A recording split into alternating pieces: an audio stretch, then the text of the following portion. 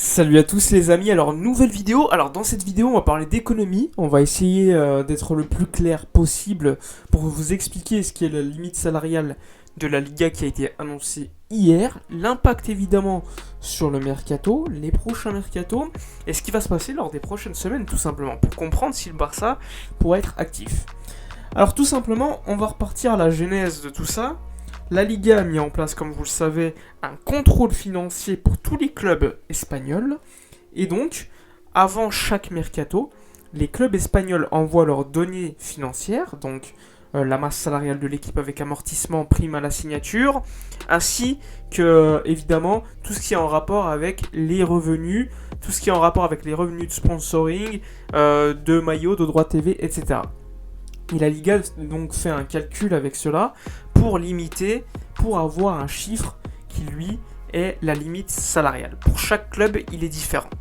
Pour le Barça, comme vous le savez, la limite salariale à l'été 2021, elle était de 97 millions d'euros, ce qui était assez faible. 97 millions d'euros, c'était selon le budget présenté par la direction Bartomeu avant de démissionner. En fait, le FC Barcelone n'avait pas encore, sous Laporta, fait d'audit financier, donc il s'était basé en fait sur les chiffres prévisionnels du Barça de Bartomeu. Et donc le 97 millions d'euros de limite salariale n'était pas vraiment réel.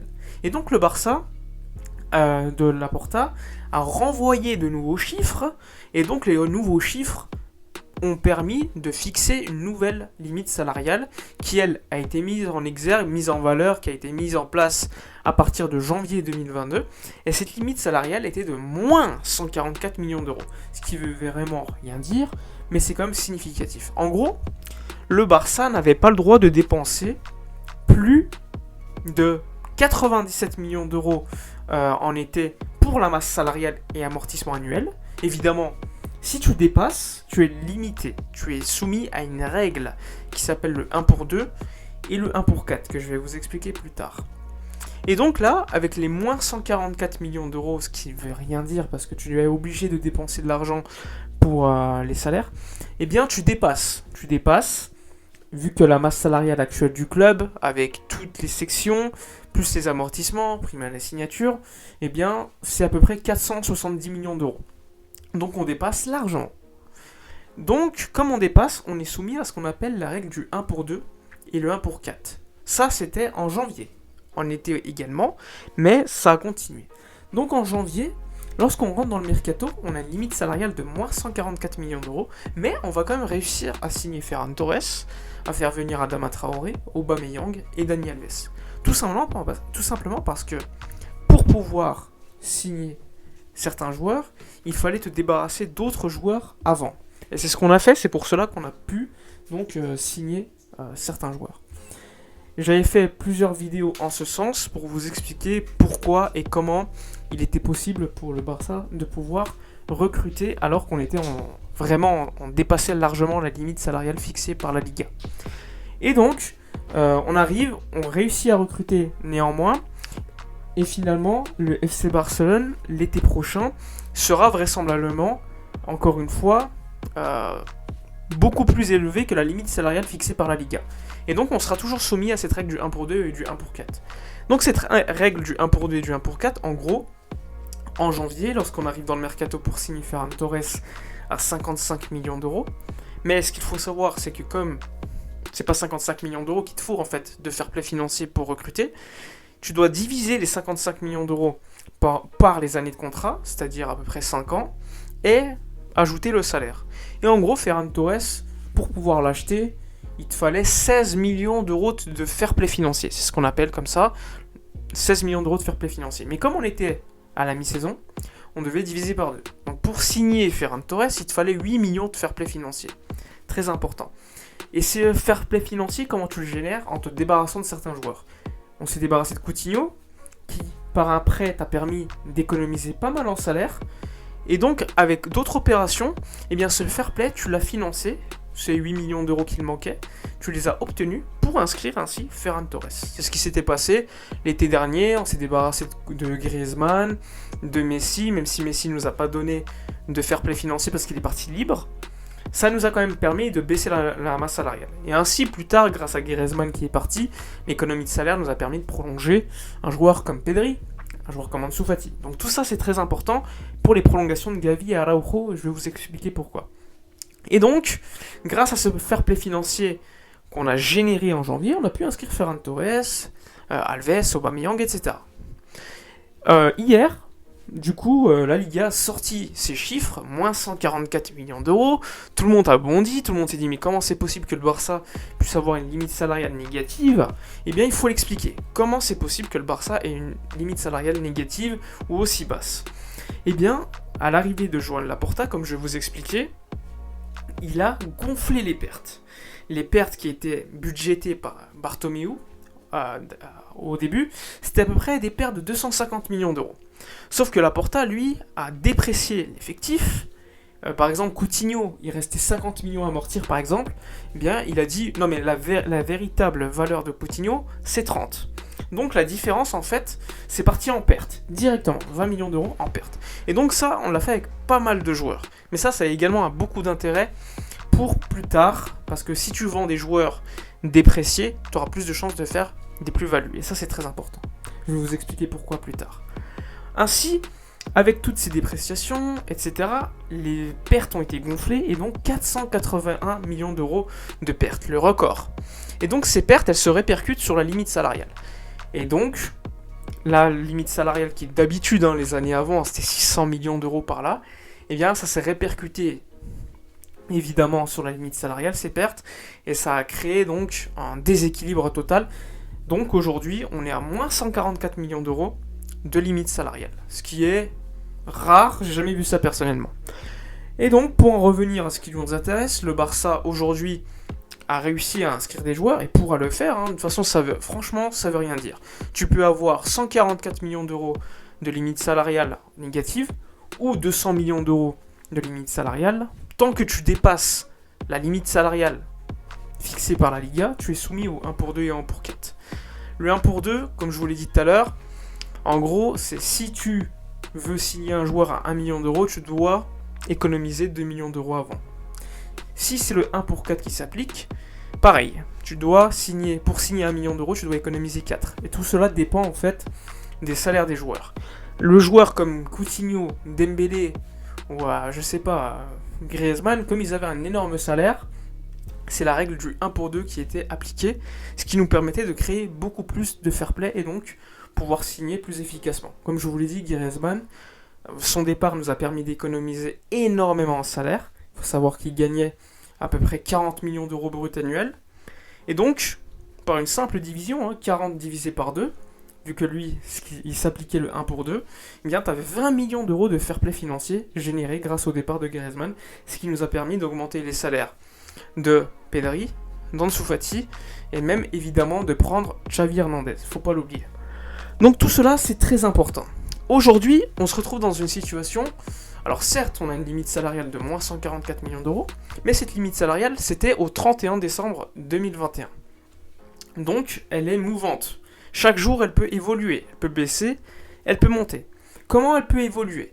Si le Barça amène de nouveaux sponsors, ce qui est fort probable, Spotify, qui va t'apporter beaucoup d'argent, il faut rappeler quand même que Spotify va payer, on parle de 65 à 80 millions d'euros, c'est beaucoup plus que Rakuten aujourd'hui qui te rapporte 30 millions, avec Beko qui te rapporte 10 millions. Donc tu as quand même un différentiel positif qui va te permettre de faire augmenter la limite salariale. Mais ça ne sera pas assez, les sponsoring ne sera pas assez, ça va pas être assez pour que ta masse salariale soit, comme vous pouvez le voir à l'écran, je vais vous mettre des graphiques, l'objectif clairement c'est que la masse salariale soit en dessous de la limite salariale fixée par la Liga pour ne plus être soumis au fair play financier au 1 pour 2 et 1 pour 4. Ça c'est très important. Et donc, le Barça, si tu lui amènes des sponsoring, tu vas augmenter petit à petit le graphique, la ligne du graphique, l'axe de la limite salariale. Néanmoins, ta masse salariale va toujours dépasser. Et donc, les opérations qui vont te permettre d'augmenter l'axe, de faire bondir l'axe de ta limite salariale, ça va être des opérations comme Barça Studios ou encore CVC. Barça Studios, c'est un actif du FC Barcelone qui pourrait être vendu à 350 millions d'euros pour 49%. Admettons que Barça Studios soit vendu à 350 millions d'euros. Et bien, directement, en fait, dans les comptes du FC Barcelone, si par exemple le Barça est déficitaire de 100 millions d'euros cette saison, et bien, avec cette vente de 350 millions d'euros, et bien, dans tes comptes, t'es plus déficitaire, t'es bénéficiaire de plus 250 millions d'euros. Et donc, ces bénéfices de 250 millions d'euros, ils se répercutent, comme les pertes de 481 millions d'euros, sur la limite salariale. Sauf que là, ça va te faire monter la limite salariale. Peut-être pas assez. Tu auras peut-être toujours ta masse salariale qui sera plus élevée, plus haute que l'axe de la limite salariale. Et donc l'objectif, encore une fois, ce serait de signer en plus de Barça Studios ce qu'on appelle le CVC. CVC, c'est un fonds d'investissement qui achète les droits TV 10% à peu près de tous les clubs de Liga quasiment, à part le Real Madrid, le Barça et Bilbao pour l'instant. Si le Barça vend 10% de ses droits TV pendant 50 ans, à un prix par exemple de 270 millions d'euros, eh bien, nécessairement, ces revenus vont te faire encore une fois bondir ton axe de la limite salariale. L'objectif étant, c'est que la limite salariale dépasse et devienne supérieure à l'axe de ta masse salariale. Ça, c'est très important. Et lorsque tu auras obtenu ce résultat, tu ne seras plus soumis au fair play financier de la Liga. Mais comme vous pouvez le voir, l'axe, si tu fais les opérations CVC Barça Studios, tu seras en dessous. Et ça serait une excellente nouvelle. Néanmoins, tu auras réussi à créer beaucoup de fair play financier grâce à cette opération. Parce que CVC te rapporte 40 millions d'euros de fair play, ce qui est énorme. Je vous ai mis un exemple juste à côté avec un joueur qui peut valoir 80 millions d'euros. Eh bien, si le salaire n'est pas aussi élevé que ça, je vous mets le détail, eh bien le Barça peut signer un joueur facilement. Et en plus de ça, avec les départs de Coutinho, de Griezmann et d'autres éventuellement cet été, ton fair play financier va encore grandir. Donc franchement, au niveau du mercato, tu seras largement, mais alors largement, dans les possibilités de te renforcer. Mais ce qu'il faut savoir, c'est que si tu signes des joueurs, j'ai mis Kessié, Mazraoui, etc., bien nécessairement, la masse salariale va monter, l'axe va monter, et va possiblement repasser en dessous de la limite salariale. Et dans ce cas-là, tu seras, encore une fois, soumis au fair play financier de la Liga. Mais comme tu auras généré pas mal de fair play financier grâce au départ de Coutinho, de Griezmann en prêt encore une fois, de Trincao, de Memphis Depay, je ne sais pas, ou encore une fois les 40 millions de fair play financiers donnés par CVC parce que tu as signé avec eux, eh bien tu auras des capacités sur le marché des transferts largement élevées. Sachant que j'ai parlé de Kessié, Mazraoui, etc., ça va te faire monter l'axe de la masse salariale parce que tu signes de nouveaux joueurs, il faut les payer. Mais de l'autre côté, tu vas aussi te débarrasser de certains joueurs libres et des ventes. Je parle de Dembélé, de Sergi Roberto, je vous mets le détail. Nécessairement, leur départ vont apporter pas mal de baisse au niveau de la masse salariale. Mais à côté, si tu signes des joueurs aussi, ça va te faire monter. L'objectif étant de baisser et de réussir quand même à te renforcer au niveau de l'effectif. Je vous mets tous les détails à l'image. De toute façon, je pense que c'est suffisamment compréhensible. Je sais que c'est très compliqué. Essayez de regarder la vidéo plusieurs fois et je pense que vous aurez compris. L'objectif étant, de toute façon, il faut le comprendre, que le Barça ait suffisamment de fair play financier généré par des départs, par des économies de salaire, etc. pour pouvoir acheter des joueurs, pour pouvoir également se renforcer. Mais, comme je le répète encore une fois, si j'achète un joueur à 80 millions d'euros comme je vous l'ai mis dans l'exemple, je n'ai pas besoin de 80 millions d'euros de fair play. Au contraire, parce qu'en fait, on va diviser les années de contrat. Un joueur qui vaut 80 millions d'euros, s'il signe pour 5 ans, eh bien ça fait 16 millions d'euros chaque année dans tes comptes. Donc il faut que tu trouves 16 millions d'euros de fair play financier pour le signer. Mais ensuite, tu as le salaire également. Si le joueur prend 20 millions d'euros bruts annuels, eh bien tu fais 20 plus 16. Chaque année, le joueur, dans tes comptes, va peser 36 millions d'euros. Et comme je l'ai dit tout à l'heure, CVC te donne 40 millions d'euros de fair play si tu signes avec eux dans les conditions originelles. Ce qui te permettrait donc de signer un joueur en fait. Évidemment, moi je trouve que les conditions du deal originel ne sont pas bonnes parce que je trouve que le Barça serait perdant à long terme. Je trouve que c'est un mauvais deal, mais ce qu'il faut savoir, c'est que si le Barça ne signe pas de deal avec CVC, ou ne vend pas Barça Studios, le Barça aura encore des pertes économiques, comptables, très élevées, parce que le Barça n'était pas en Ligue des Champions, en tout cas pas assez loin. Le Barça n'a pas réussi à vendre certaines choses qui étaient budgétées. Donc si tu as encore des pertes, on parle quand même de moins 100 millions de pertes comptables pour l'instant, eh bien, dans ta limite salariale, eh bien, ça va encore baisser en fait. Ça va encore baisser et pendant longtemps, tu seras soumis à ce fair play financier de la Liga qui ne te permettra pas de recruter librement, qui te bloquera en fait. Et ce qu'il faut savoir, c'est que, par exemple, si ta limite salariale, elle est de 400 millions d'euros, fixée par la Liga, et que ta masse salariale dépasse de 10 millions d'euros, 410, c'est juste un exemple. Eh bien, ces 10 millions d'euros de différence, ils vont se répercuter sur la limite salariale de l'année suivante. C'est pour cela que le Barça essaie cette année de limiter le plus possible la différence en fait entre la masse salariale et la limite salariale fixée par la Liga. Parce que si tu dépasses de trop, ça va se répercuter l'année prochaine et tu seras encore une fois soumis au fair play financier de la Liga et tu seras encore une fois en train de dépasser la limite salariale fixée par la Liga et tu seras encore une fois soumis au fair play de la Liga, etc., etc. Enfin bref, j'espère que la vidéo aura été suffisamment claire. J'ai essayé de faire des graphiques, des schémas.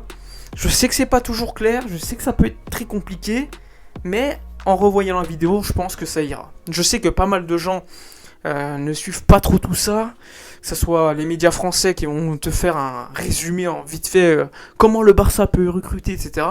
Il faut s'intéresser pour comprendre et j'espère que cette vidéo va vous aider à comprendre un peu plus largement comment le Barça peut recruter, comment le Barça peut être très efficace, comment le Barça pourra être actif sur le prochain mercato. Là, je vous l'ai montré, mais encore une fois, il faudra signer soit CVC et ou Barça Studios qui sont des opérations capitales pour sauver l'exercice comptable de cette année. Enfin bref, j'espère que la vidéo vous aura plu. J'aurai été assez clair, j'espère. N'oubliez pas de vous abonner à la chaîne, de liker, commenter, partager. Moi, je vous dis à la prochaine et d'ici là, comme d'habitude, portez-vous bien.